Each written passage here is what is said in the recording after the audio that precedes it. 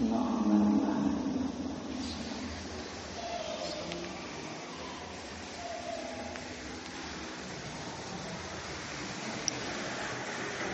hamdalillah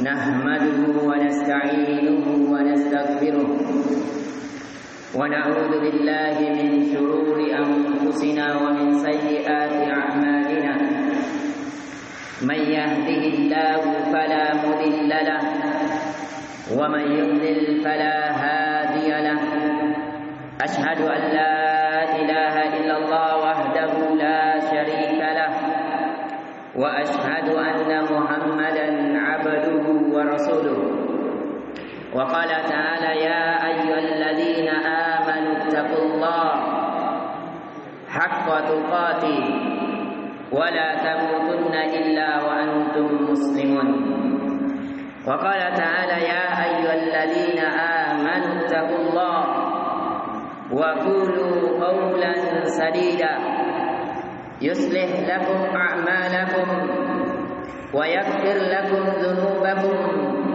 ومن يطع الله ورسوله فقد فاز فوزا عظيما معاشر المسلمين رحمني ورحمكم الله أوصيكم ونفسي بتقوى الله فهي وصية الله للأولين والآخرين وقال تعالى ولقد وصينا الذين أوتوا الكتاب من قبلكم وإياكم أن اتقوا الله فإن خير الحديث كتاب الله وخير الهدي هدي محمد صلى الله عليه وسلم نبيا ورسولا وشر الأمور محدثاتها وكل محدثة بدعة وكل بدعة ضلالة وكل ضلالة في النار أعاذنا الله وإياكم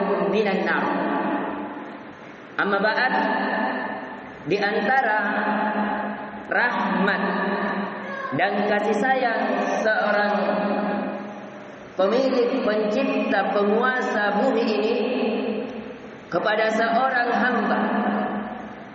Ketika seorang hamba melakukan dosa, seorang hamba tidak diazab secara langsung ketika melakukan dosa.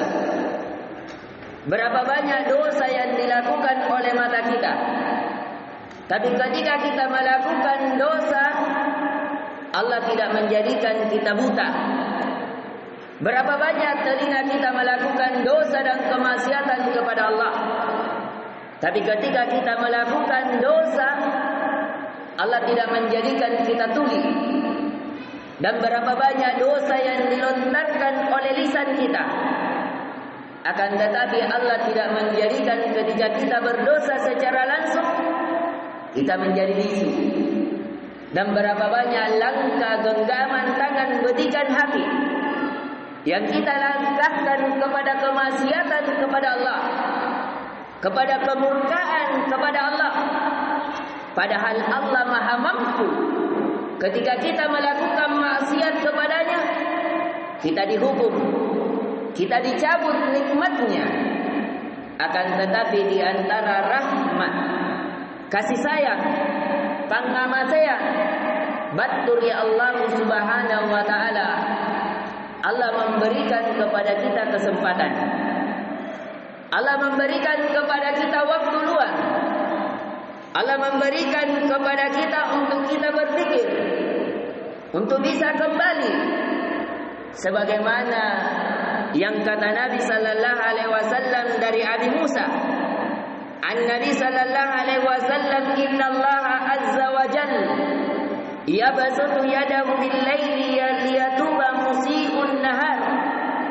Yang dari Abu Musa al-Asy'ari, dari sahabat Nabi, dia mendengar, dia mengambil hadis dari Nabi sallallahu alaihi wasallam bahwasanya Nabi sallallahu alaihi wasallam bersabda, sesungguhnya Allah azza wa jalla, Allah yang maha kuasa, Allah yang maha terpuji, senantiasa membentangkan tangannya di malam hari barang siapa yang berdosa di siang hari. wa yabsutu yadahu bin-nahar liyatuba musii'ul lail hatta tatlu asy-syamsu min maghribiha. Dan Allah senantiasa membentangkan tangannya di siang hari barang siapa yang berdosa dari hamba-hambanya di malam hari. Mungkin di malam hari kita melakukan zina, mungkin di malam hari kita merampas hak orang, mungkin di malam hari kita melihat hal yang diharamkan oleh Allah. Akan tetapi Allah melapangkan tangannya untuk kita kembali kepadanya, untuk kita bertaubat kepadanya. Selama kata Nabi sallallahu alaihi wasallam hatta tatlu'u asy-syams min maghribiha. Akan tetapi batas waktunya sampai matahari terbit dari tempat tenggelam. Di riwayat lain sampai nyawa seseorang di kerongkongan, maka tidak ada lagi tobat kepadanya. Sebagaimana kita berada dalam bulan yang haram, ada seorang pendosa di Mesir yang dikenal dengan Fir'aun. Dia bertobat ketika nyawa telah di kerongkongan. Ketika itu dia mengatakan, amantu bi Rabbi Musa wa Harun. Saya beriman kepada Tuhannya Musa dan Harun. Akan tetapi pada saat itu tobat telah tertutup. Karena pintu tobat kata Nabi sallallahu alaihi wasallam malam yugargir, selama nyawa tersebut belum sampai di kerongkongan.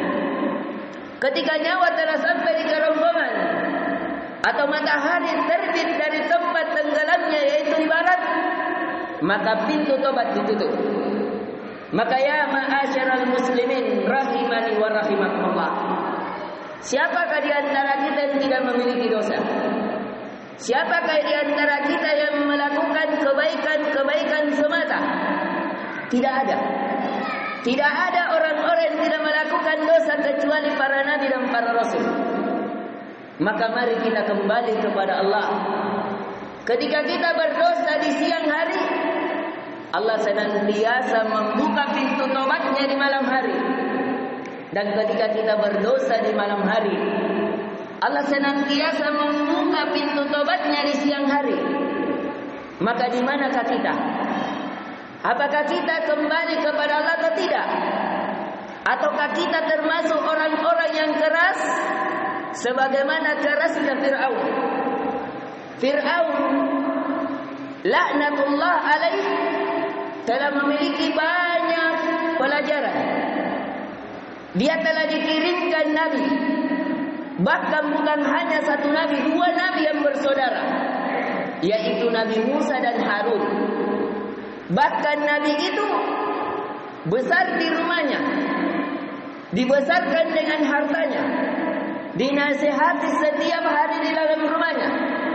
Istrinya beriman, tapi bersamaan dengan itu nabi ini dia keluarkan dari negaranya. Nabi ini dia kejar, dia usir dari kampung halamannya bersama Bani Israel. Orang-orang yang beriman dengan Nabi Musa, khususnya tukang sihir, yang dimana tukang sihir ini dikumpulkan oleh Fir'aun. Ketika dikala Fir'aun dalam sihirnya, maka para tukang sihir beriman kepada Nabi Musa dan Harun. Tapi ketika dia beriman, dia mengatakan, a'amintum qabla an adzina lakum. Wahai tukang sihir, apakah kalian beriman kepada Tuhan Musa dan Harun sebelum saya perintahkan, sebelum saya izinkan? Padahal yang membayar kalian untuk datang melawan sihirnya Musa adalah saya. Apakah kalian beriman sebelum saya izinkan? La'aqtulannaka wa la'usallibannak. Demi Allah, sungguh dan sungguh saya akan membunuh kalian, akan menyalib kalian. Bayangkan bagaimana kerasnya hati Fir'aun. Dia telah diturunkan padanya kitab Taurat sebagai pemberi peringatan kepada dirinya. Diutus dua nabi, beriman orang-orang yang asalnya adalah bala tentaranya, Bani Israel, dari keturunan Yakub, Ismail, Ishak. Itu telah memperingatinya. Tapi bersamaan dengan itu dia senantiasa menyombongkan diri darinya. Bahkan bukan hanya itu, ketika dia diperingati, maka dia yuqattiluna abna'akum wa yastahyuna nisa'akum. Bahkan dia semena-mena ketika diperingati atas apa yang dia lakukan adalah kesalahan, bahkan dia membunuh anak-anak laki-laki daripada orang Israel dan membiarkan hidup anak wanita-wanita mereka. Betapa kerasnya hati. Puluhan tahun berdakwah Nabi Musa dan Harun, tapi tidak juga menjadikannya kembali kepada Allah. Bahkan kepada dirinya telah ditimpakan 9 bencana. Pernah di suatu rumahnya tidak mengalir di rumahnya air kecuali dari darah. Pernah di tempat lemarinya, di tempat makannya tidak keluar kecuali kutu. Pernah ketika dia ingin melakukan hajat, tidak keluar dari rumah-rumahnya, lemari-lemarinya kecuali belalang dan kutu. Dan pernah akhirnya karena dia telah keras hatinya berpuluh-puluh tahun, bahkan mengusir Nabi Musa dan Harun dan Bani Israel sampai keluar dari negerinya, maka dia ditenggelamkan di Laut Merah. Itulah yang terjadi di bulan Muharram. Bulan Muharram adalah bulan yang diagungkan. Bulan Muharram adalah bulan yang tidak ada dinisbatkan satu bulan kepada Allah kecuali bulan Muharram, yang kata Nabi sallallahu alaihi wasallam bahwa bulan Muharram syahrullah, dia adalah bulannya Allah. Maka kaum muslimin, ma'asyiral muslimin rahimani wa rahimakumullah, maka di bulan Muharram seseorang hendaknya mengambil pelajaran untuk kembali kepada Allah, tidak menzalimi dirinya. Karena Allah katakan fala tazlimu fihinna anfusakum, maka janganlah kalian menzalimi diri-diri kalian di dalamnya.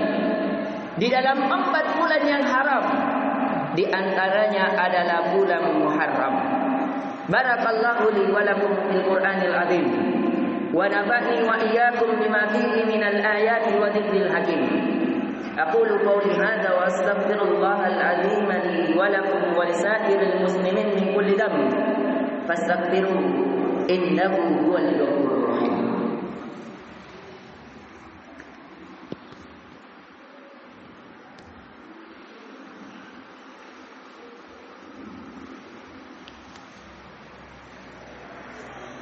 الحمد لله الذي هدانا لهذا وما كنا لنهتدي لولا أن هدانا الله. أشهد أن لا إله إلا الله الملك الحق المبين وأشهد أن محمدا عبده صادق الوعد الأمين.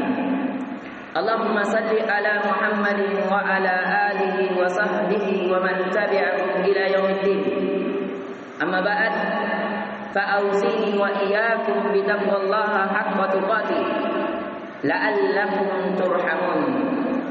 Ma'asyiral muslimin rahimani wa rahimakumullah. Sebagaimana pada khutbah yang pertama telah kita kisahkan dari kisah Fir'aun, telah kita ingatkan bahwasanya di antara rahmat dan kasih sayang Allah kepada kita, Allah tidak menghukum kita secara kes. Tapi bukan berarti Allah membiarkan kita. Karena itu di antara istidraj, tipu daya Allah supaya kita semakin jauh dari Allah, dan pada saat waktu yang tepat Allah akan menghinakan kita sebagaimana Fir'aun dihinakan. Apakah Fir'aun dibiarkan ketika dia tidak mendengar dari seruan Musa dan Harun? Apakah Fir'aun dibiarkan ketika dia membunuh anak laki-laki? Apakah Fir'aun dibiarkan ketika dia mengusir Bani Israel? Tidak. dia diberikan azab demi azab. Azab daripada aliran airnya tidak keluar kecuali darah. Di rumahnya tidak keluar kecuali dipenuhi dengan kutu dan belalang. Pada akhirnya dia ditenggelamkan. Tapi bersamaan dengan itu di sini juga kita bisa mengambil pelajaran bahwasanya di antara akibat dosa adalah susahnya menerima nasihat. Akibat dari dosa akan kita melihat dari dosa itu baik, sedangkan kebaikan itu adalah hal yang buruk. Itu di antara akibat dosa yang dinukil oleh Ibnu Qayyim Al-Jauziyah rahimahullahu taala dalam kitabnya Ad-Da' wa Dawa tentang penyakit dan obatnya, dan beliau menukil ada lebih 50 dari akibat dosa seorang hamba. Di antaranya dia akan dimudahkan dari yang hak untuk melihat yang hak adalah hak, yang batil adalah batil. Di antara akibatnya seseorang akan disiksa di dunia, apalagi kalau dosa kesombongan, dosa mengaku dia sebagai Tuhan, dosa mengaku dia adalah yang terbaik. Sebagaimana Fir'aun mengatakan, Ana Rabbukumul A'la, saya adalah Tuhan yang paling tinggi. Iya, Tuhannya Musa Adam, tapi saya Tuhan yang paling tinggi. Dia akan dihibutakan dengan hal tersebut. Dia akan disiksa di dunia sebelum siksaan di alam barzah, di alam kubur. Lebih-lebih lagi siksaan di akhirat kelak. Maka di pertemuan kali ini kita untuk ingatkan kembali, bagi kita yang melakukan dosa hendaknya kita kembali cepat. Ustaz, bagaimana saya memiliki banyak sekali dosa? Sudah banyak membunuh, sudah banyak merampok, sudah banyak menzinai wanita, hampir seluruh wanita saya sudah zinai. Maka ketahuilah bahwasanya ampunan Allah itu jauh lebih luas daripada dosa yang kita lakukan. Tidakkah kita mengingat tentang Bani Israel yang diceritakan oleh Nabi kita tentang seorang yang membunuh 99 nyawa, bahkan dia menggenapkan 100 nyawa, akan tetapi dia ada niat untuk bertobat, berpindah kepada kampung yang lebih baik, kampung yang dimana dia beribadah kepada Allah, belum salat, belum puasa, belum berhaji, belum berumrah, kemudian kematian mendahulinya. Akhirnya dia diampuni dan dimasukkan ke dalam surga. Tidakkah kita teringat tentang seorang wanita pezina yang mendapati di padang pasir ada seekor anjing yang hampir mati kehausan. Sebab itu dia terpaut hatinya, kasihan dengan seekor anjing tersebut. Akhirnya dia turun kembali ke dalam sumur, menggigit terompanya sepatunya, mengambilkan air untuk diminumkan oleh anjing tersebut. Kemudian dia berikan minum, yang mengakibatkan karena kelakuannya, karena kasih sayangnya kepada anjing tersebut, Allah akhirnya menjadikan dia juga dikasih sayang. Karena al-jaza' min jinsil amal, balasan akan diberikan sesuai kadar amalan. Yang kata Nabi sallallahu alaihi wasallam, irhamu man fil ard yarhamukum man fis sama. Kasih sayangilah siapa yang di bumi, maka yang di langit akan menyayangi. Kalau Allah menyayangi seorang hamba, maka segala kebutuhannya dipenuhi, dosanya akan diampuni, segala keinginannya akan dicukupkan. Innallaha amarakum bi amrin bada'a fihi li nafsi wa sanna bi malaikatihi musabbihi bi qudsi faqala jalla min qailih innallaha wa malaikatahu yusalluna 'alan nabi ya ayyuhalladzina amanu sallu 'alaihi wa sallimu taslima. Allahumma salli wa barik ala Muhammadin wa ala alihi wa sahbihi ajma'in. Warda Allahumma anil khulafa'ir rasyidin Abi Bakar wa Umar wa Uthman wa Ali wa an baqiyatis sahabati wat tabi'in wat tabi'in lahum bi ihsanin ila yaumiddin. Warda anna ma'ahum bi rahmatika ya arhamar rahimin. Allahumma ghfir lil muslimin wal muslimat والمؤمنين والمؤمنات الأحياء منهم والأموات. اللهم أصلح لنا ديننا الذي هو عصمة أمرنا، واصلح لنا دنيانا التي فيها معاشنا، واصلح لنا آخرتنا التي إليها مآلنا، واجعل الحياة زيادة لنا في كل خير، واجعل الموت راحة لنا من كل شر. اللهم أمن في أوطاننا واصلح ولاة أمورنا. اللهم ربنا آتنا في الدنيا حسنة وفي الآخرة حسنة وقنا عذاب النار.